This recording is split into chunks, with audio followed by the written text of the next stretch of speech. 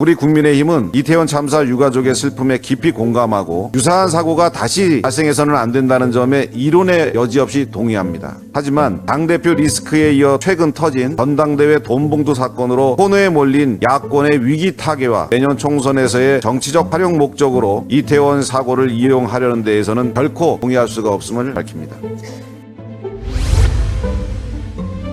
더불어민주당 등 야당이 어제 이태원 참사 특별법을 공동으로 발의했습니다. 안타까운 사고로 꽃다운 젊은이들을 잃은 이태원 참사와 같은 일은 절대 다시 일어나서는 안 되고 재발 방지를 위한 대책을 철저히 마련해야 하는 것은 우리 정치권이 반드시 해야 할 일입니다. 하지만 이와 관련해 그동안 특별수사본부 수사와 국회 국정조사가 진행됐습니다. 또한 현재 10여 명이 넘는 관련자에 대한 재판이 진행 중이고 야당의 일방적 강행으로 행안부 장관에 대한 헌법재판소의 탄핵 소추안 심사도 이루어지고 있습니다. 이 모든 것은 야당이 요구해 진행한 것들입니다. 그런데 특별법을 만들어 또다시 진상조사를 새로 하겠다는 야권의 의도는 그야말로 정쟁을 벌이겠다는 것입니다.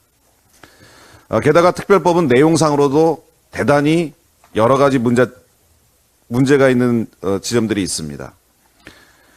이태원 참사의 경우 특수본에서 민간 전문가와 국가수의 협조 등 수사를 통해 다중 밀집에 의한 압사사고로 원인이 밝혀져서 현재 책임자 기소에 따른 재판이 진행 중인 상황입니다.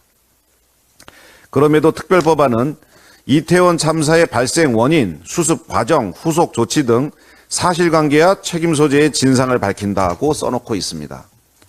지금 수사로 드러난 사고 원인과 대응 상황에 대한 법리적 검토가 이루어지는 상황임에도 불구하고 특별법을 통해 사고 발생 원인, 후속 조치 등 사실관계와 책임 소재를 밝히겠다는 것은 현재 진행되고 있는 재판 및 헌법재판소 결정에 또다시 큰 혼란을 불러일으킬 가능성이 매우 높습니다.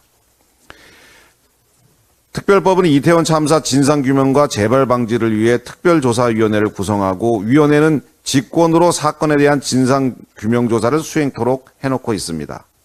이 과정에서 동행명령과 자료 제출을 요구할 수 있고 불응 시 1년 이하의 징역 또는 1천만 원 이하의 벌금에 처하도록 하고 있습니다. 검찰 등 수사기관에서도 증인이나 참고인이 출석하지 않을 경우 법원의 영장 없이 동행명령 등을 강제할 수가 없습니다. 또 당사자가 자료를 안 낼 경우 법관의 영장을 통해 압수수색을 실시합니다. 그런데 민간조사위원회에 수사기관보다 강력한 동행명령, 자료 제출을 강제하는 것은 영장주의와 과잉금지 원칙에 완전히 반하는 것입니다. 또한 특별법은 피해자에 대한 지원과 추모 사업 등에 대해서 규정하고 있습니다. 하지만 현행 국가배상법은 국가나 지자체의 손해배상의 책임과 배상 절차를 규정하고 있고 추모사업 또한 얼마든지 현재 가능합니다. 그래서 별도의 특별법 제정이 필요하지 않습니다. 우리 국민의힘은 이태원 참사 유가족의 슬픔에 깊이 공감하고 유사한 사고가 다시 발생해서는 안 된다는 점에 이론의 여지 없이 동의합니다.